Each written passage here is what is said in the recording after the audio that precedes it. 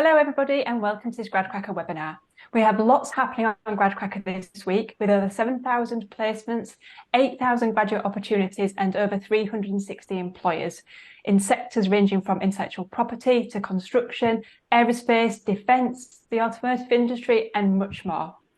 There is your dream opportunity waiting for you to apply to, so make sure you visit Gradcracker daily and download the app to be kept in the loop. Today, our attention is on Aston Martin Formula One, and it is lovely to be joined again by Natasha and placement students Molly, Megan, Octavian, and Ellis. So, Natasha, let's start with you. Please tell the audience about you and your role at Aston Martin Formula One. So, hello everybody. My name is Natasha and I'm the head of recruitment and talent at Aston Martin Formula One team. Some of you may have seen me last year do this wonderful webinar on Gradcracker. I look after all of the recruitment across the whole team, excluding the driver, sadly.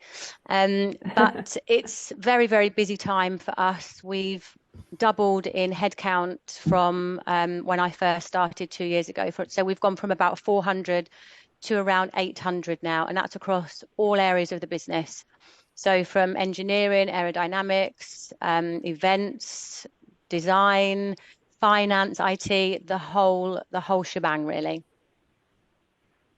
Yeah, and give us an overview of the business then. So obviously everybody's heard of you, but what's exciting? What's your future plans looking like?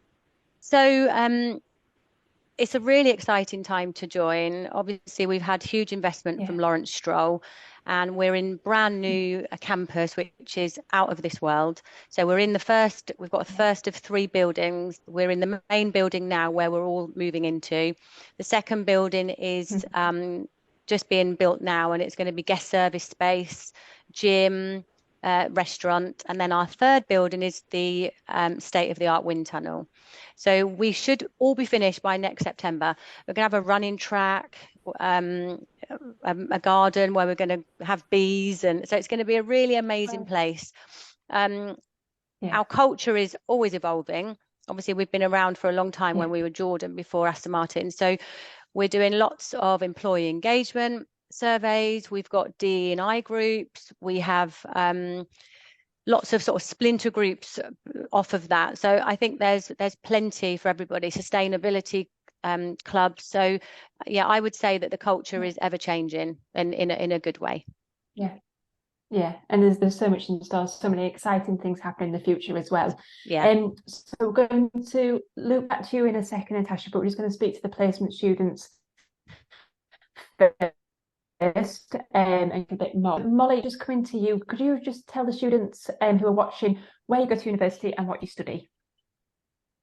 So I'm Molly and I study mechanical engineering at the Uni of Bath. Perfect, thank you very much, Molly. And Megan? Hi everyone, my name's Megan and I'm studying aeronautical engineering at Imperial College London. Perfect, thank you, Megan. Octavian? Hi, I'm Octavian. I studied the Masters of Flight Performance and Propulsion at the Delft University of Technology in the Netherlands. Perfect, thanks Octavian. And Ellis? Hi, I'm Ellis. I'm studying electrical and electronic engineering at the University of Strathclyde. Perfect. Thank you very much, everybody. So, Natasha, we are currently adding your opportunities as we speak to the Gradcracker Hub. Yes, we are. Tell everybody what's on offer this year. So last year we had 18 vacancies. We've got over 35 this year, so we've doubled. I cannot believe that. That's mad. It was such a success last year. We had some amazing students in. We've already offered some of those student grad placements for when they finish. So it's really proved invaluable, and I hope all the students had an amazing time here this year. So this year round for our 2024 intake, we've got jobs across engine systems, R&D, strategic partnerships in the commercial team. We have got aero performance, we have got performance development and simulation, race strategy, mechanical design, garage equipment design. So I could go on. So you will see all of our adverts individually advertised so that you can read about that area and think, that's me, that's what I want to do. We've tried this year to take feedback from the students from last year because Formula One is very secretive, as you all know, and I don't think some of the areas were explained as well as they could be. So students were thinking, oh, is that me? You know, so we've tried to expand a little bit on the areas so that each student really can look at the advert and think, yes, that is what I've been studying. That's what I'm going to go for. So they've gone live today on our website, astonmartinf1.com, and we'll link that up with LinkedIn this afternoon before close of play. So you'll be able to apply for those roles.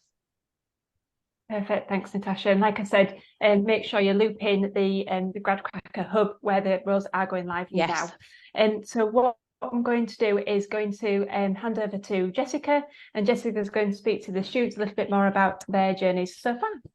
Absolutely, I'm excited. So firstly, I want to find out a bit more about your backgrounds, and if you could tell us all a bit about yourself and why you decided to apply to Aston Martin in the first place. So Molly, I'm going to come to you, if that's okay, she's at the top of my list. And why Aston Martin Formula One, and tell us a bit about your background. Yeah, so I was always sort of more mathematical at school and enjoyed problem solving and logic tasks. So this then led me into the A levels that I chose, and then obviously studying engineering. I also grew up watching F1, so then, you know, getting older and studying more and being able to understand like the science and technicalities behind the sport was just so exciting to me, and I just knew it was something that I wanted to pursue. And then I actually was lucky enough to do some work experience with Aston Martin after my first year of uni, and even then I was actually there for 2 weeks. I was in mechanical design and R&D, and they literally got me involved in a real life project. I was able to design something that actually went on the car, and I was just, you know, to be able to be involved in something so high priority when I was literally just a student and only there for a couple of weeks was just so exciting. And I knew that I definitely wanted to go back, because I knew even as a placement student I would really be getting involved in real life work, which was just so exciting. And yeah, was literally the case. You know, you're treated like a proper employee rather than just like an intern or whatever. So that was how I got into Aston Martin, and yeah, I loved it. Wow. So if you don't mind me asking, Molly, then, so from this short-term experience that you already had with them, did you get kind of fast-tracked onto applying for your placement that you've just finished, or was you had to go through the application process as normal? Yeah, so I did sort of get fast-tracked, like I discussed with the head of R&D actually after working with them. They were sort of like, would you be interested in the placement? And I was like, yeah, definitely. I absolutely loved it. So I sort of stayed in contact with him. And then when the applications opened, I sort of still obviously sent my application through and my CV, cover letter, etc. But then because they'd sort of met me, and essentially rather than doing just like an interview, I'd sort of had like a week long with them. So they knew me and everything. And then offered me the role based off of that, which was so kind of them. And yeah, really exciting. Brilliant. Natasha, to come to you quickly then, sorry to put you on the spot here if it's not something you normally do, but is offering these kind of short-term experiences something that is quite common? It's not actually, no. I get so many requests for short-term summer placements, and we just don't do them because it's so difficult to coordinate the manager's time to fit in with the students' gaps in, you know, when they're on holiday. So no, we don't do that very often. So Molly was very, very lucky. Well done, Molly. Right place, right time. So that's great. Great to hear about that. And Megan, I want to come to you next, because I know you've got a bit of a slightly different background. Yeah, my interest in motorsport and Formula One actually came from my own driving. So I am also a racing driver as well as an engineer. And since I was 10 years old, I've always wanted to work in F1 one way or another. And as a little kid, it was always, I want to be a racing driver. I want to be an F1 driver. And then as I've kind of progressed up the racing ladder, reality has hit a bit in the level of talent and budget that you need to make it as an F1 driver is just a bit beyond my scope. And so I decided that I wanted to make it to F1 in another way, and that was through engineering. So I used to love working on my own car and on the cars that I'd be racing, and I'd go over to the shop that ran the car that I drove, and I'd help them out, rebuild gearboxes on other cars, help set up the cars for race weekends. And from there, I just decided that engineering was for me. So I applied for university for aeronautical engineering, and I'm now at Imperial College London. And once I was in university, I sort of thought, right, how can I get experience in the workplace, ideally in F1, but just in motorsport in general to best prepare me for a career beyond university. So I applied to Aston Martin Formula One team for my placement year, and I was super fortunate to get a job in the trackside support department, where I am so close to the race engineering and the performance engineering side of the operations that I've realized that that's exactly what I want to be doing with my career. Wow, that's so exciting, Megan. And I can imagine as well, you get this probably the same. I'm imagining you kind of get the same adrenaline just being so close to it all as maybe you would be a driver. Are you still driving then, or not so much? I am still driving. You're still driving, I'm racing in the F1 Academy this year, so it's a nice link between racing alongside F1 in the F1 Academy and working for Aston Martin F1.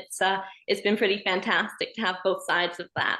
And you're absolutely right. The adrenaline rush that you do get from good results like what Aston Martin F1 have been having this year with all the podiums that we've been getting, the buzz is just second to none. And whether you're a driver, an engineer, it's all one big team that want to see the fantastic results that we've been getting. So it is such an adrenaline rush and so exciting to be a part of a team that's going well. I'm so glad you said that, Megan, in terms of the team element, because I bet from being a driver, being that, that side of it, I can imagine, you can't do your best if you haven't got that good team behind you. So it must be really nice now for it to almost come full circle to get all those experiences, to understand that the team element is, one of the most important bits. Exactly. You've got the driver who wants the best out of the team to give them a car that performs well. And then you want the team having the best driver possible and a driver that's comfortable with the team environment, with the car that they're given, so that really everything goes full circle. And if everyone's performing at their best, then you'll be getting your best results. Yeah, love it. That's really, really good. Thanks, Megan. Octavian, going to come to you next, if that's okay. Similar question. Why Mercedes Formula One? Not Mercedes Formula One. Aston Martin. Can we edit this? Oh no, I don't. I'll cry. That's all right. Moving on. Quickly. Before I cry. I got into. I went to the Netherlands from Romania. I'm born and raised in Bucharest, Romania, but I went to study in the Netherlands aerospace engineering, because I was really passionate about aircraft and cars and everything that's fast and has an engine. And because aerospace engineering is, I found, quite theoretical, and I've always been a very, very practical guy. I went to Formula Student. I joined the Formula Student team here in Delft, and that gave me an opportunity to see effectively my designs actually become reality, which I've found very satisfying. And then as part of my master's, I'm doing a master's in flight performance and aerodynamics. And one way to apply all the theoretical knowledge that the master contained was this perfect opportunity of an F1 aero internship. And as a massive fan, I, of course, applied. And was fortunate enough to get accepted for a placement spot in the aero department of Aston, which was great. I've always wanted to join Aston because from previous years, they've always been a very, how can I say, overperforming team, always really showing creativity in the aero side of things, and I thought this is the best place probably to learn. Yeah, 100%, definitely. And well done, Octavian. Going to come to you next, Alice. Next question, similar one. Why Aston Martin Formula One? So I've been doing electronics since I was about 13, just as a hobby, and kind of watching motorsport growing up. I never really saw it as a career, as something that was achievable to me at the time. And I went to uni thinking I wanted to do satellites. But then getting to Okay. uni and finding Formula student and, you know, car going fast is actually really, really interesting and a really interesting topic to study.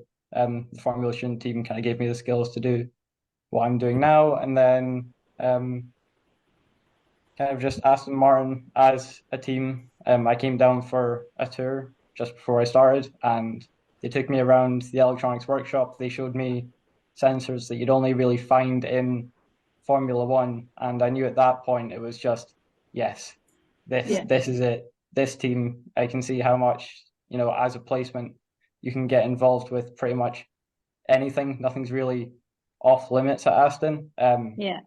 Like anything you see, you can just say, hey, can I get involved with that? And all the time, the answer is just yes, sure. And it's absolutely amazing.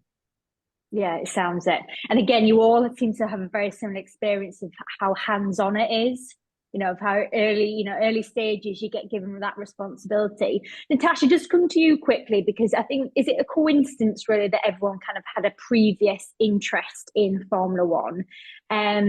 You know, because sometimes we've spoke previous about over the years, you don't necessarily have to be part of Formula student or anything like that to apply to Aston. So yeah, just wanted to kind of highlight that, if that's okay. I mean, I would say no, you don't need to know anything about Formula One, because the way we recruit these roles is really blind. So you'll apply for the jobs, and I don't know, we could receive between 2,000 and 5,000 applicants, and they will all be sent a test via iMocker, which is our testing tool. So up until that point, we haven't even looked at your CV, your name, what university you go to, nothing. It's down to this test. So if you've applied for an engine systems job, you'll be sent a test related to that. If you've been applied for an aero job, you'll be sent a test that's relative to aero fundamentals. And then the tests will come in, and the top scorers will then be called in to assessment centres or interviews. So we don't look at the CV till that point. At that point, we would look at interests, I guess. And I think it's that. I think if you've built a car with your granddad in the garage, or you've go-karted on the weekend, or you've written blogs about Formula One, or you've been a racing driver, I think that sets you apart from other people if you've been a part of Formula student, etc. But it doesn't discount anybody else, because if your aero fundamentals are better than the next person, you'll be considered as well. So I think you've got to know your craft. You've got to know about the job you're going for. You can't just tick, because I just don't think that would work. 100%. Really, really good point there. Great. Okay, so going on to the next question. So a bit about your roles, and if you could tell us a bit about what you were doing, and also a bit, you know, about the team, day-to-day life. So Molly, I'm going to come back to you for this one, if that's okay. So I worked in the research and development department, R&D. So they are responsible for performing a variety of different tests on the car, on sort of all different parts of the car. So these tests could be whether or not the parts can withstand race conditions, or whether or not the parts conform to FIA regulations. So the role was really a mix between office-based design work and then actual practical hands-on testing. So personally, I really liked that, because, you know, in my first 2 years of uni, I didn't really do any practical stuff. And so this was definitely something that was lacking for me. But everyone was so nice, so helpful, and I really was able to develop these like actual practical skills. And as well, just it was nice to have a variety of different work, and, you know, have a break from just being sat at a desk all day. So I really like that aspect of the role. And I was also part of a smaller team that supported actually the mechanical design department. So this was what exposed me to so many different parts of the car. So like suspension parts, brake system. So that was, you know, really interesting, because I got to learn about so many different things.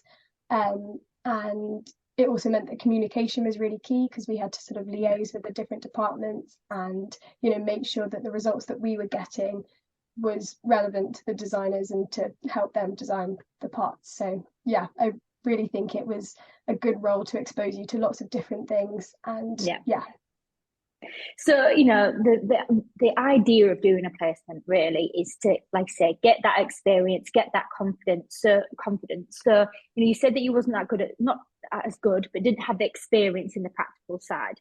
How did you feel going into those situations, and what did you do to improve your skills? And what was the team like to support you to improve?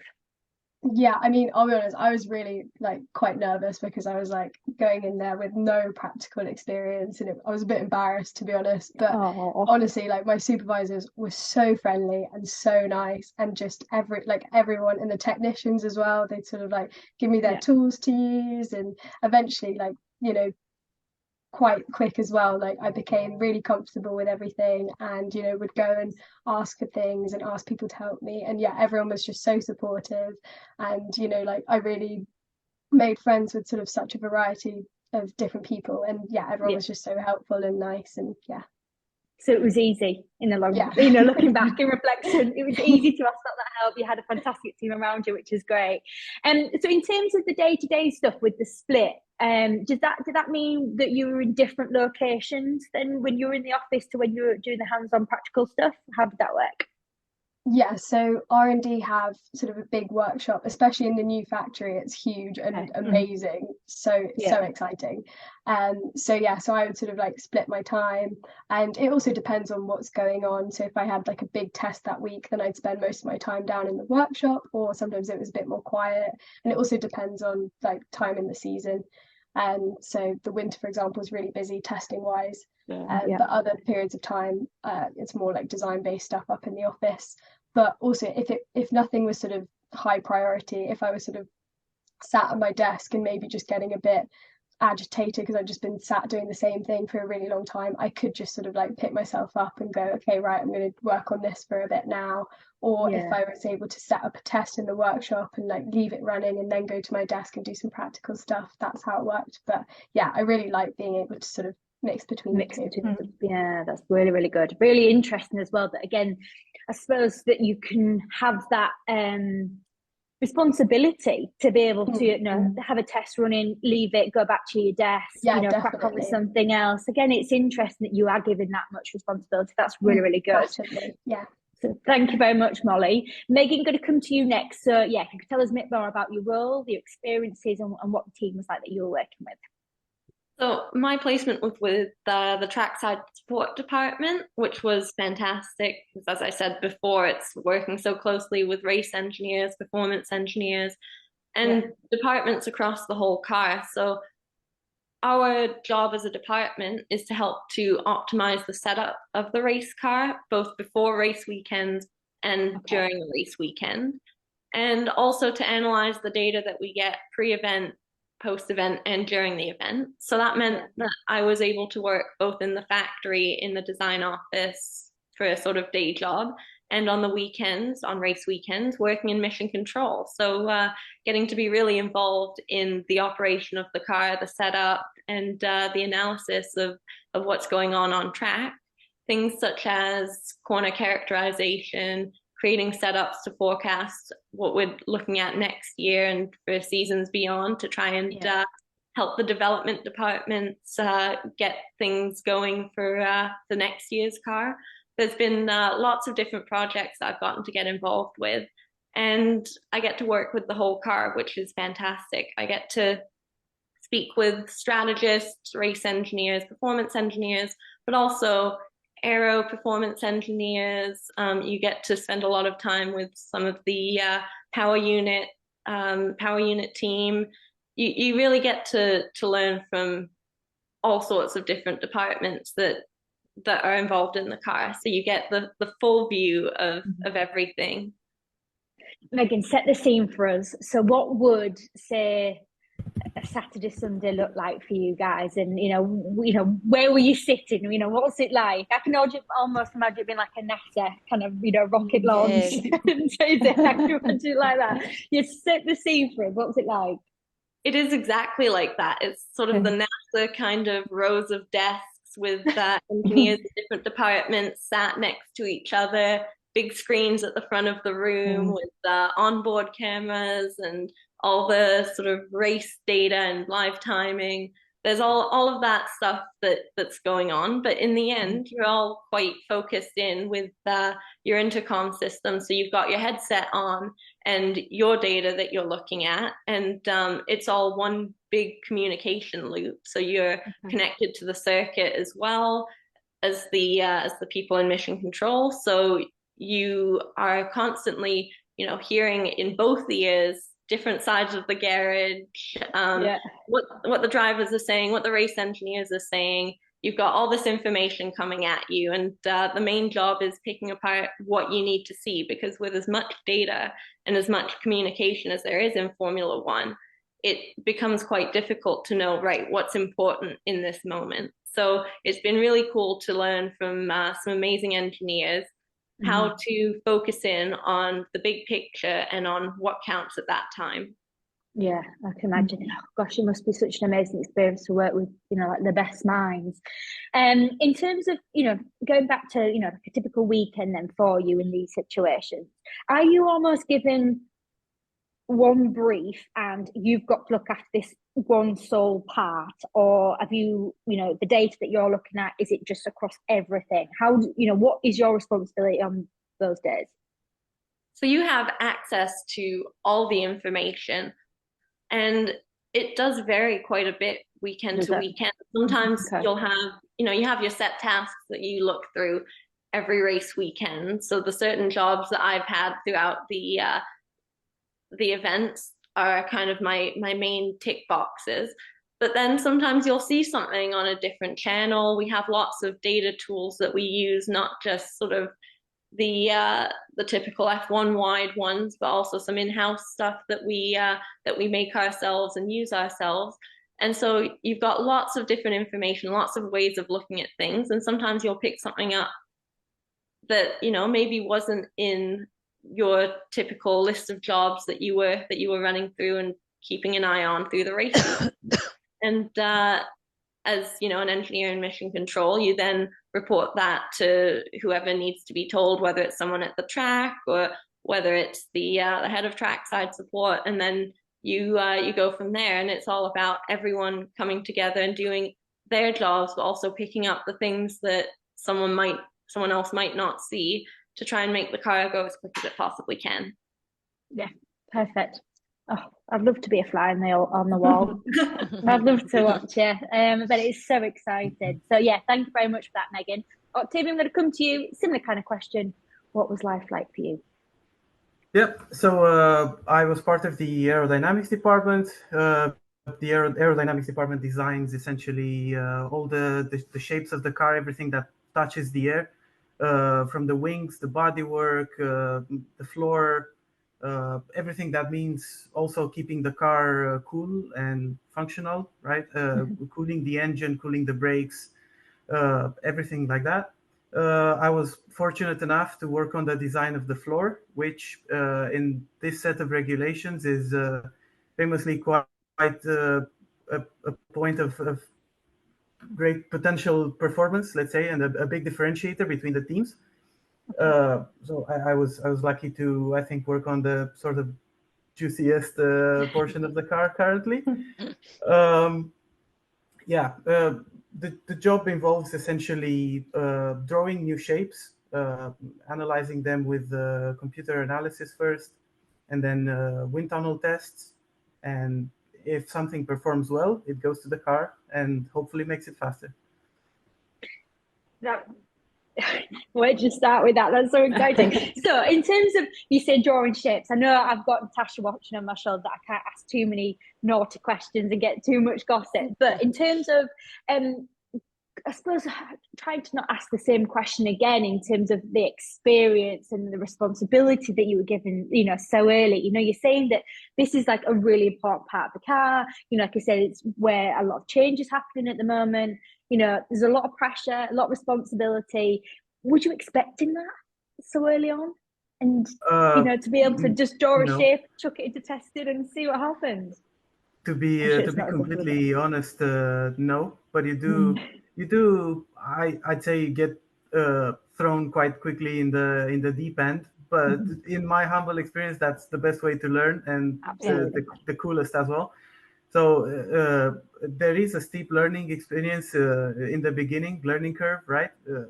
With all the processes and the tools of the company, but also getting to understand where the team is with the current design, right, and what needs to be improved. but then you pick up from that point, and they do let you, once you become comfortable with the tools and everything, they really let me try new things, try new ideas, and if they performed, that's great.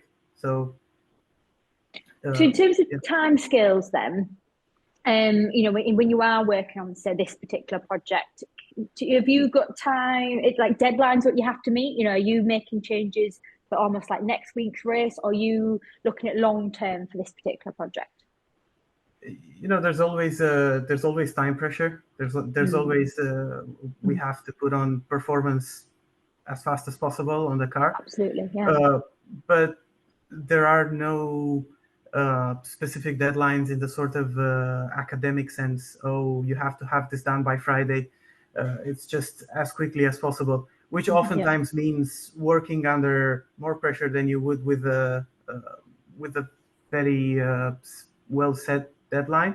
But it's also very free in the sense that when you get a sort of idea, a jolt of creativity, you can try it then and there, right? You don't have to wait for a different phase of design to begin or anything. I found that really enjoyable. I bet, I can imagine, especially, you know, with an engineering mindset, to be able to get your hands on it straight away and put it into production.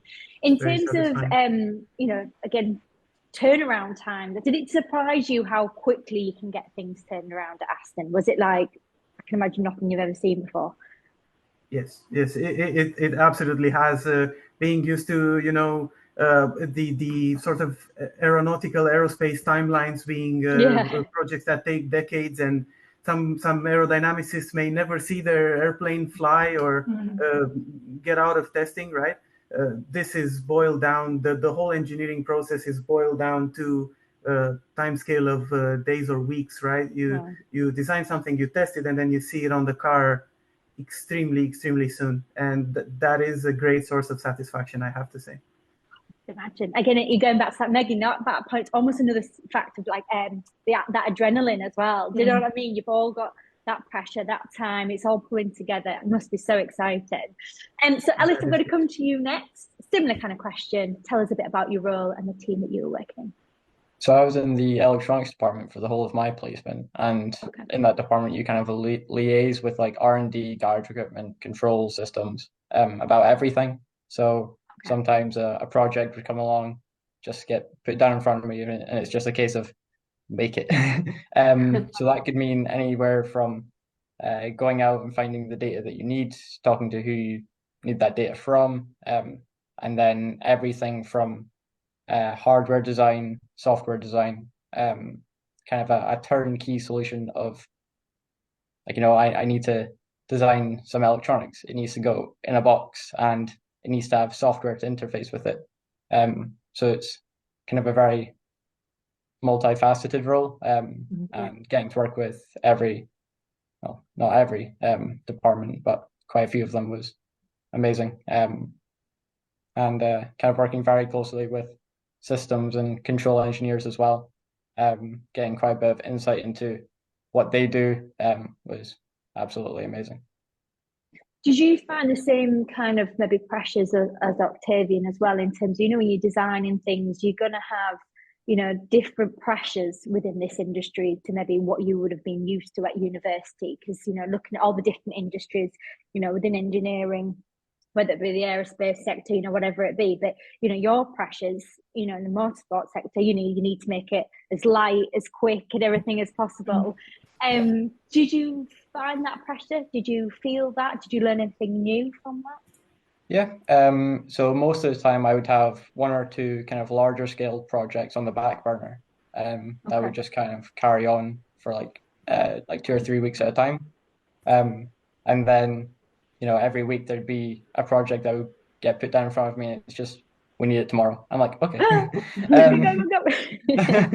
And you're just kind of, you're looking at, you know, the tools that you have in terms of hardware and software, and it's, how can I do this as fast as possible, as reliably as possible, as efficiently as possible, as it is kind of still very much performance related at the end of the day. Absolutely, yeah. And it's again another set of skills to have, isn't it? You know, being able to compose yourself, take on the challenge, take on responsibility, be able to deliver in time frame. And you obviously felt as though you had the team to support you then, Ellis, around you. And what was that like? What was your team like? So electronics is made up of mechanical designers and electronics designers and harness designers for all the wire that goes in the car. So having all of that just within arm's reach pretty much. I remember sitting down on my first day and they're like, here's your desk. And I was sat down right in the middle of the department. I'm like, yes. I had a harness designer back into the left of me, 3 mechanical designers. Across from me was a systems engineer. And it was great to just kind of sit down, like, doing mechanical design and getting to ask questions about that. Electronics, I had another guy to my left to ask questions to for that. And it was absolutely amazing to be surrounded by people that know exactly what they're doing and can just answer just about any question that you ever have. Yeah, wow. And I can show you can mirror what Molly said, that you felt comfortable enough to put your hands up and say, I'm not sure about this, so I need help with that. Definitely. Any question about anything in the world.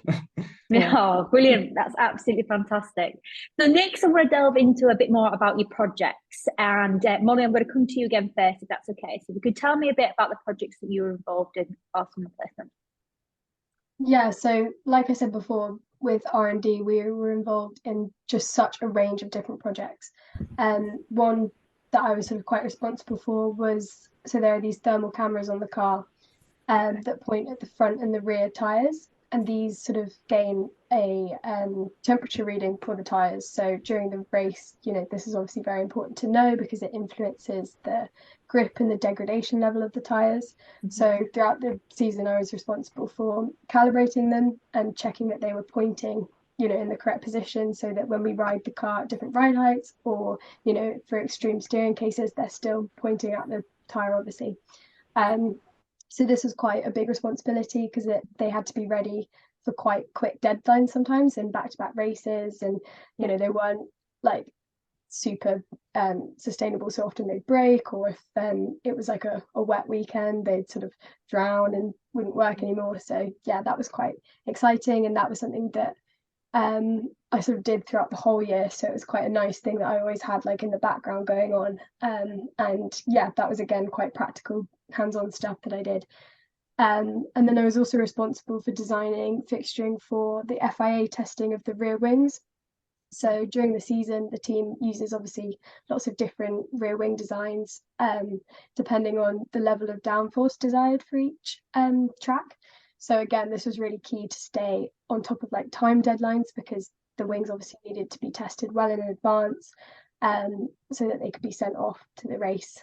So yeah, that was quite exciting, and again, just felt quite responsible and involved for lots of different things, and I had to just stay on top of when designs were released, and just stay on top of it all really. And then another one was I designed fixturing for a kinematics and compliance test, which was actually for the vehicle dynamics department. So again, all of these things, it was just good because they're all for different departments. So I got to meet loads of different people and work for different people, which was really interesting.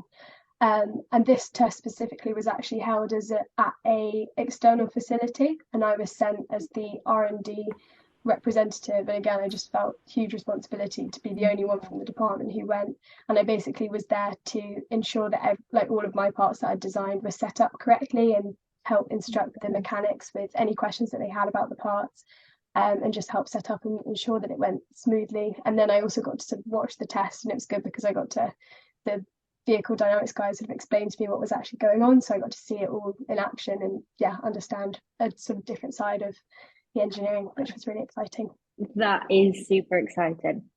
Do you watch it now? When it's on the telly, you hear it in the news, everything that's going on, race weekend, when you're watching it, do you feel part of it still? I mean, you feel like, oh, I feel like that's my car. Yeah, massively. I'm so annoying. I say to all of my friends, like whenever it's on the telly, I'm like, okay, yeah, you see that bit there? I did this to test that. Like I held that in my hand, and everyone's like, okay, Molly, we get it now. But yeah, no, I feel, and that is the amazing thing about Aston Martin as well, is even though it's such a big and up and coming team, like it started off, small, and you've still got that sort of community feeling, because you've got people working there who have been there since like the Jordan days, and yeah, it's just really, really nice, and everyone feels super involved, and yeah, it is really exciting watching it on the telly and seeing it in real life and being able to understand actually what goes on behind the scenes. And it's so much stuff that people don't realize, and yeah, it is very special. And the thing is as well, Molly, you've got that experience now. I know we're going to come to your future in next, and I don't want to ask the question before, but you must feel like now that it's really concreted some ideas on where you want to take your career now, when you're having these experiences, you've got all the kind of soft skills as well that you've learned. You've said about time pressures, meeting new clients, speaking to people, all that kind of stuff as well. It must really concrete the fact of what you want to do next in your career. Yeah, definitely. I think, even if I honestly think the placement, I've learned so many different skills that even if I was to work in something completely unrelated to engineering, I know so much about communication and like speaking to people over the phone, like simple things like that, and just liaising and managing your time and organizational skills. And I just think just doing any kind of work experience just really concretes that and just prepares you for anything. And do you find as well, being back at university now, you're already seeing those skills come into play? Yeah, massively. I think as well, sort of the routine of doing it's not actually a 9 to 5, but a 9 to 5 set day. And as well, I don't know about everyone else, but it's not really a work from home kind of thing. You actually have to go in and work. So I think that has really helped me with my time management, and now I'll sort of go into uni day to day and actually just work a 9 to 5, and then it's nice because you have your evenings to actually chill and your weekends to do what you want. Because I think that's something about uni, like work can be so all over the place, especially when you've got coursework and stuff going on. But yeah, doing a placement, I feel much more sort of organised with my time and everything now. Yeah, hugely beneficial. Brilliant. Thanks, Molly. Megan, I'm going to come to you. Projects, if you could tell us a bit about the projects that you were involved in on your placement, please. Yeah, so in the trackside support department, because we're working with and involved with so many departments, there's so many ad hoc things that come up. So through the year, day by day, I'd be working on different things that a week previous I might not have been expecting to work on. And there's lots of little jobs as well as big projects that come up because of the nature of the department, which is really cool because it allows you to be involved in everything as opposed to having a little bubble that you focus in on. But some of the bigger projects that I worked on through the year that were sort of within our department as well as working with other departments was a lot of correlation work, so pre-event and post-event, to try and make sure that what we see in our simulations and in our pre-event predictions is comparable with what's actually happening on the car.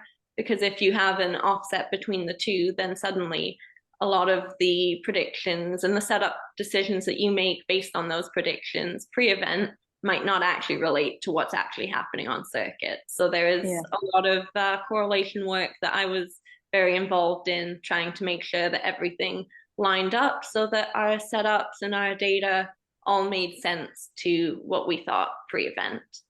As well as that, I've been involved in some forecasting for future years to try and help the development of future cars. So that's helping provide some data to aero performance, for example, and development groups to help them figure out targets for what they need for future designs. As well as that, I had sort of my list of things that I'd go through pre-event and during an event. So in mission control, I was very heavily involved in setup reporting, in analysis for things like ride heights. So that was something that I quite focused in on when I was in mission control. And you just have so much data coming towards you that you'd be looking at things like driver feedback, like tire wear and the way the drivers are using the tires in a session. There's so much that you can look at. So it was a fantastic placement to be able to not just focus in, like I say, on a little bubble, but branch out and see everything that's happening with the car with all the data that you have access to. Megan, at any point, did it get a bit overwhelming on those days, having all that data, thinking, where do I look? Where do I start? What should I be doing? Or did you feel as though, you had enough responsibility that you could do your job, but your hand was holding enough that if you were a bit like, I'm not sure what I'm doing, you had that network? There's so much to look at that I always say, you never run out of things to do. You can always find something else to work on. There is so much going on. It's an F1 car. The technology behind it is just second to none. So you've got so much that you can look at, so much that you can be doing. I had a great group of people that I was working with. All of my colleagues were absolutely fantastic.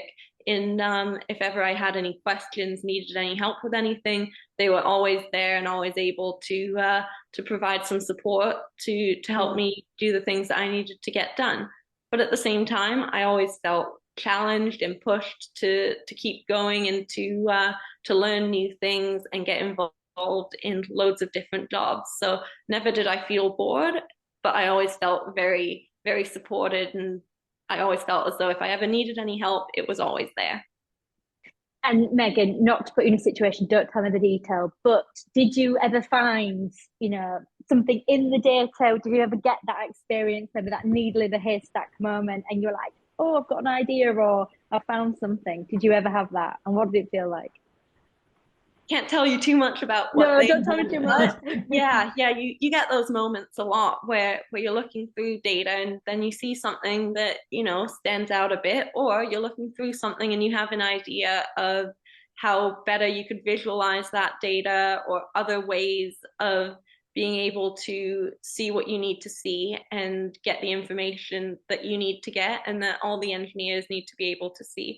So there was definitely lots of projects where I'd be involved in helping to add new tools to all of our data visualization and things like that, help in the future as well as in the moment to be able to pick up on things that might be happening with the car. Yeah, definitely.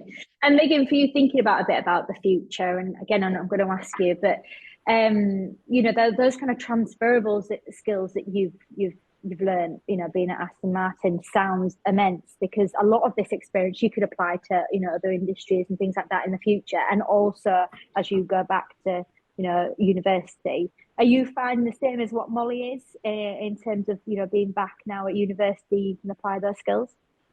Absolutely. I've found that this placement has been so beneficial, not just for me to learn how to work in F1, but how to work in general. I find that in university, you learn how to study and you learn a lot about how to procrastinate and how to wait till the last minute to get things done. Whereas in F1, like we were saying a bit earlier, there's deadlines that you have to meet. And sometimes those deadlines aren't, as Octavian was saying, hard deadlines, but you just have to get things done as quick as you possibly can. And you always have more that you can do once you get something done. So I learned a lot about time management, a lot about how to work with a team and how to be a member of a team, not just to be doing my own thing in the corner, but to get involved with everyone. And the atmosphere at Aston Martin F1 has been absolutely fantastic for that. It feels like a second home, like a family team. Wow. So it's been fantastic to work with some people who are so like-minded and who teach you all of these soft skills as well as how to do the job that you're actually doing at the time. Yeah, it's just incredible. And Megan, I'm sure that you'll probably stay in contact with these people that you've been working with. It's a network and, a group that you'll definitely, I can imagine, you'll stay in contact with. I'm going to come to you, Octavian. Unless there's a particular project you would like to touch upon, I'm just conscious of certainly secretive area as well. Yeah, I don't think my old colleagues at Aston would appreciate me sharing too much. No, absolutely not. So we'll jump into your future. So looking back, on your experience with Aston Martin Formula One, where do you think your future is going to take you? Well, for now, my immediate future is I'm working on my final master thesis, which is 1 year long, essentially. So by July, August 2024, I should be done with my thesis. But after that, who knows? I am very open to working again in Formula One. I love the environment and got a lot of satisfaction out of it. And yeah, I'm strongly considering a career in F1. But there's also the opportunity of working in almost any other engineering field, because I do think F1 is quite a good thing to have in your CV. It shows that you've got very good problem-solving skills and time management skills, and you're probably a decent all-round engineer, regardless of what role you had in F1. So yeah, who knows? Yeah, who knows? Who knows what the future holds? Ellis, I'm going to come to you for the last question, if that's okay, and anyone else can add to this. But moving away kind of from the day job, what else did Aston Martin Formula One have on offer in terms of activities, stuff that you could get involved in? Now, Natasha, when you did your introduction, you mentioned so many exciting things, so different groups and things like that. But Ellis, what was your experiences, and what can you add to that? So they have quite a lot of outside activities. I know that the football team had a match up against another team. Won't mention who, in which they won. And it was great to see that online and on the website and everything. Because quite a few guys from the electronics department were doing that as well. It was great to just see them having fun and winning, essentially. I know that there's also like hiking and other things as well. There's lots to get involved with from anyone from like any other department. That's really good. And I don't know if anyone wants to add to that. Was anyone else part of a team or a group or any extracurricular activities you got involved in? Multiple karting outings were organized. Of course. Those. So everyone's competitive side come up. Good, I can imagine. No, that all sounds fantastic. I think even Mike Crack, I think, has even been a part of those as well. Wow, really? Yeah. They're very competitive. Yeah. Carla, we're going to come to you next. I think we're going to find out a bit more about the recruitment process. Yes, thank you very much, Jessica. Thank you very much, everybody else. So I do have a live jobs feed into Gradcracker HQ, and the roles haven't gone live yet, but we are monitoring the situation. And as soon as they are live, they will be live on Gradcracker. So it's worth following Aston Martin now to then get an alert when they do go live. But watch this space. They will be live on the Gradcracker Hub first. Natasha, let's hear about the recruitment process. I know you touched on it earlier on, but tell us about the recruitment process and also any hints and tips that you want to give our STEM students. So the recruitment process it will go live. The adverts will go live today, and they'll be on an individual basis, and they'll be live for 3 weeks.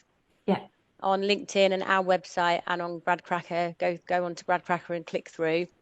After that 3-week point, you'll be sent a test related to the job that you're going for, and you'll have a week to do that test, and it's video proctored, so you need to be really really focused in that time that it takes you to do it, I would say, because we can see where you're looking. You've got to be making sure that you're focused on the screen, and then the results of those will be collated the week after that.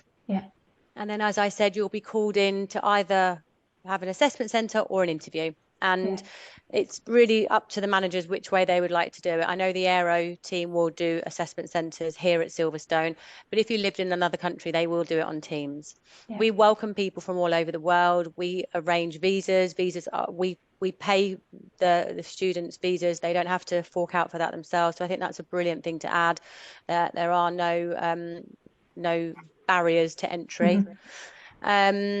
Hints and tips, I always say the same thing in this, but I would always make sure that you get your CV checked by someone who's really good at grammar and spelling.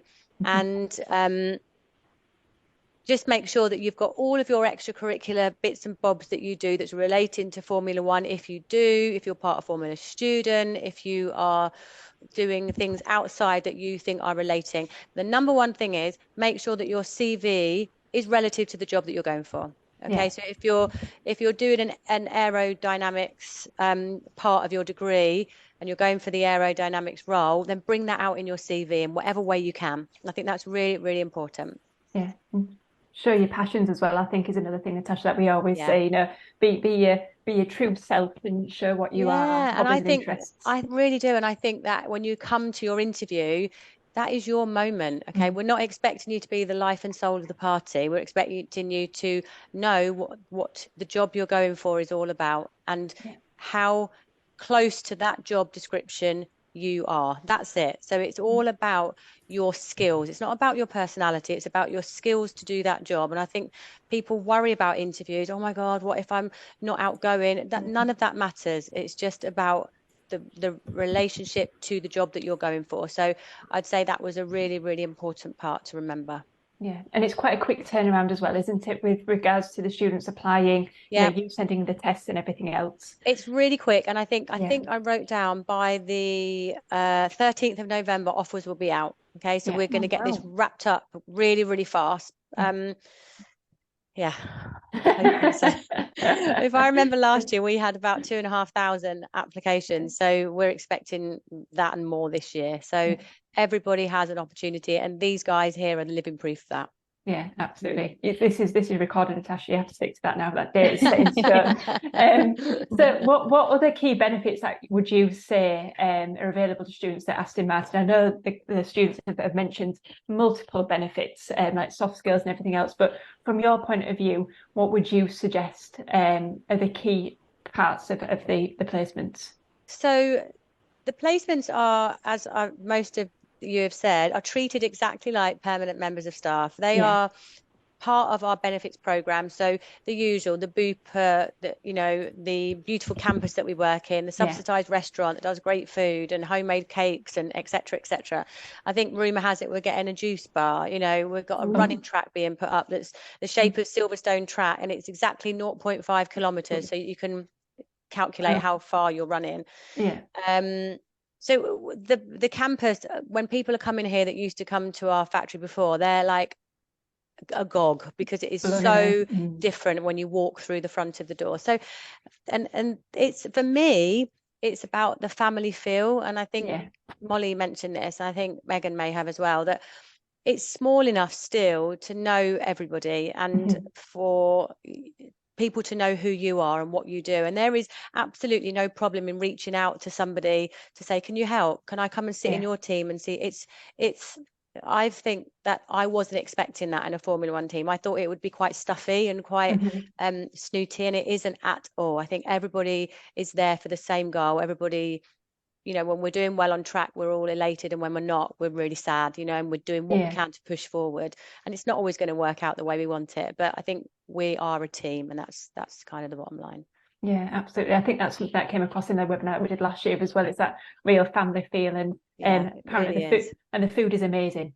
That's all I hear about. You might put on half a stone if you come here, but you can run the track after us. Exactly. Life's all about balance, isn't it? Exactly. That's why you're building it. So to finish off the webinar, what we're going to do is loop around the placement students again, just to ask about one top fact about Aston Martin Formula One to seal the deal when students are applying. And Molly, I'm going to come back to you and ask about your top fact, please. This isn't really a fun fact, but it's just something fun that you get to do when you work here, is whenever there's racing going on, so like on a Friday for free practice, everyone watches it on their sort of monitors, or there's lots of big TVs in the new factory now. So, you know, there's such a good atmosphere, everyone watching. And then we also get access to sort of like the cameras in the garage, so you can see what's happening behind the scenes with the mechanics too, and that's really cool. Yeah, everybody's included out there. I know this is something that we mentioned before, Natasha, from the recruitment team, the HR team, to engineers, everybody's in the loop with what's going on. Well, I like that fact, Molly. Thank you very much. Megan, what's yours? Just touching on what Natasha said earlier, the new campus is fantastic. 3 new buildings, the running track, all this amazing stuff that's happening. The team is growing, and it is so nice to see. When I started my placement, sort of 600 odd people, and the number of new people that have been coming in since the start of last year into this year. It's amazing to be part of a team that is growing as much as it is. So it means there's loads of opportunities to get involved in the team, and then within the team to get involved in so many different things that are happening. So I think it is a fantastic opportunity to be a part of a growing organization. Yeah, and having real impact on that as well. Octavian, tell us about your top fact. The campus, the Aston Martin campus is, I'd say, about 100 to 100 meters away from the closest corner on the Silverstone track, right? The actual GP track. So every time there's some car running, testing, some kind of event, you can hear it, and you can usually go watch it, which is absolutely great for any motorsports fan. Yeah, brilliant. I didn't realize you were that close. Ellis? Quite often when the Aston Martin cars are testing at Silverstone, sometimes you can go along and see it as well. They have like a kind of rota to switch people in and out, so you can go out and see it go around the track, and that's absolutely amazing to see at the start of the year. Yeah, absolutely, something that you're a part of. Perfect. Well, everybody, thank you very, very, very much for joining us today. Like I've just mentioned about following Aston Martin Formula One, make sure you do that immediately after this webinar. And also make sure that you do mention to Natasha that you've watched this Gradcracker webinar as well. She really wants to hear that you've done, your extra research, watched this, been part of the students and what they've been up to so far. Join me and Jess on Thursday, when we're joined by petrochemical company Ineos and the hiring manager there, Caroline, and the grads James, Abby and Nina. But for today, thank you very much, everybody, for joining us on this webinar, and we shall see you all again soon. Thanks, everyone. Bye. Bye. Bye.